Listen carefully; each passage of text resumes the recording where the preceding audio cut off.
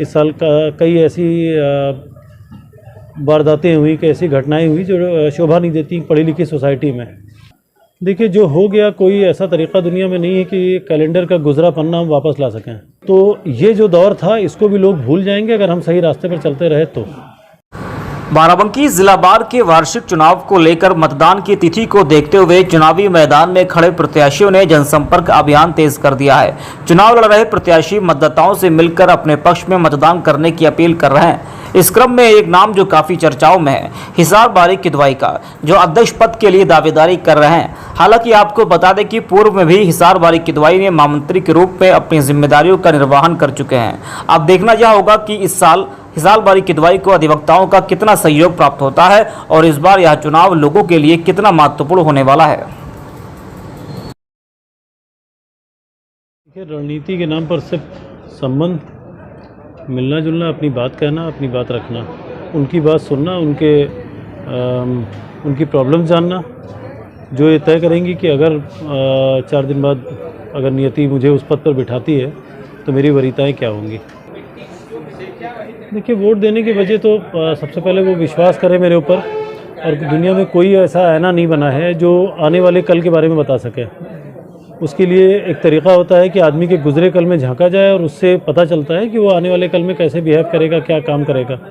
तो मेरा गुजरा कल एज सेक्रेटरी, मेरे यहाँ 2 जो कार्यकाल हैं, वही मेरे ऊपर विश्वास करने के लिए आधार बनेंगे, ऐसा मुझे लगता है।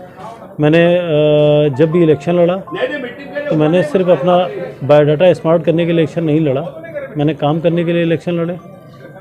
जो आम एडवोकेट्स थे, मोस्ट जूनियर, मोस्ट सीनियर, तमाम ऐसे वर्ग जिनकी बात कोई नहीं कह सकता था, उनको ये यकीन होता है कि मैं उनकी बात कहता हूँ, और मैं कोई नए मुद्दे वहाँ जाकर गढ़ता नहीं हूँ। साल भर एज अ वोटर में जो कमियाँ देखता हूँ, वही एज एन ऑफिस होल्डर मैं कोशिश करता हूँ कि वहाँ जाके पूरी करूँ, और मुझे लगता है इन्हीं बातों पर वो मुझे मेरा साथ देंगे, मेरा यकीन करेंगे। तमाम चीज़ें हैं, बहुत सबसे बड़ी प्रॉब्लम चल रही कि जो नए जूनियर्स अपना तख़त सेपरेट करते हैं, कोई ज़िंदगी भर जाहिर है किसी के जूनियर बन के जीने के लिए नहीं आ रहा, तो जब वो उनको सेपरेट सीट चाहिए होती है तो यहाँ कोई भी जगह ऐसी नहीं जहाँ पर वो बैठ सकें। ऑलमोस्ट हर जगह जजी को एतराज़ है कि यहाँ पर फ़लाँ प्रोजेक्ट है या फ़लाँ वजह से। तो सबसे बड़ा तो ये कि एक बिल्डिंग इधर हमारी डिमोलिश होने जा रही है, सीजम कोर्ट वाली, 1 साल 1.5 साल में। तो ऐसे जो लोग जिनके लिए बैठने की जगह की दिक्कत है, उनके लिए जगह का इंतज़ाम with the consent of judgeship, और तमाम चीज़ें जैसे जुडिशरी और एडवोकेसी में काफ़ी बड़ी खाई गहरा गई इस साल। कई ऐसी वारदातें हुई, कई ऐसी घटनाएं हुई जो शोभा नहीं देती पढ़ी लिखी सोसाइटी में।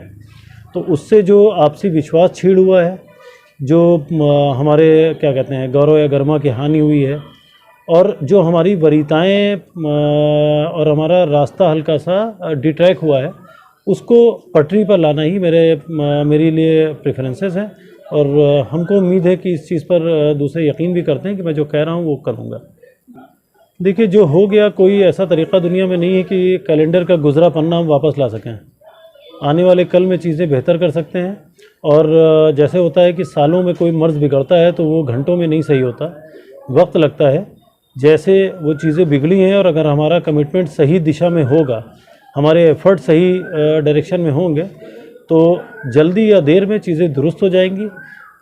हर इंसान जब कभी बीमार होता है, चाहे जितना सीवियर किसी मर्ज़ में हो या माइन्यूट, जब वो सेहतमंद हो जाता है तो वो अपना वो गुजरा वक्त भूल ही जाता है। ये कुदरत का निज़ाम है, भूलना एक खुदाई नेमत है।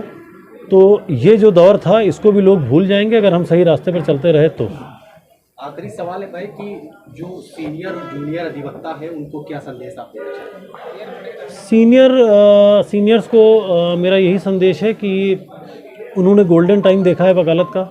उनको ज़ाहिर है बड़ा डिसअपॉइंटमेंट होता होगा, बड़ी निराश होते होंगे कि मौजूदा माहौल जैसे डिटोरिएशन हो रहा है, पतन हो रहा है हमारे माहौल में। तो उनसे ये कहना है कि आप यकीन रखें, नई जनरेशन में भी सब ख़राब नहीं है। नई जनरेशन में भी तमाम ऐसे हैं जो पुराने स्टैंडर्ड, पुराने नॉर्म्स को वापस लाना चाहते हैं और उसके लिए कोशिश कर रहे हैं। जूनियर्स को ये कहना चाहता हूँ कि सीनियर्स जो भी स्टैंडर्ड सेट कर गए हैं, उनके अच्छे पहलू को आप फॉलो करिए। और तमाम इसी हमारे इर्द गिर्द अच्छे और ख़राब तमाम तरह के उदाहरण हैं। कोशिश ये करिए कि अच्छे उदाहरणों को फॉलो करिए और ख़राब चीज़ें याद रखने के लिए नहीं होती, उनको भूलने में ही हमारी भलाई है, हम सब की भलाई है। इनफैक्ट जुडिशरी की, जुडिशल एम्प्लॉइज़ की, हमारे बातकारियों की और एडवोकेट्स की, इवन इस कचहरी में जिसकी भी ज़िंदगी चल रही है, हमारे जो होटल वाले हैं और उनमें जो बच्चे काम कर रहे हैं या दूसरे दीगर लोग काम कर रहे हैं, मैं सबको अधिवक्ता परिवार मानता हूँ। और हमारे मुंशी जो क्लर्क हैं हमारी सीट्स पर, तो उन सब के लिए हम एक बेहतर ज़िंदगी दे सकें। मेरा बहुत ही एक स्ट्रांग बिलीव है कि ये यहाँ पर एडवोकेट सोसाइटी कोई रेस नहीं कर रही है कि साल बारी फर्स्ट आ जाएं और फला सेकंड आ जाएं, फला थर्ड आ जाएं। मेरा मानना है कि जल्दी या देर हम सब एक डोर से बंधे हैं, हम एक साथ रेस पूरी करेंगे।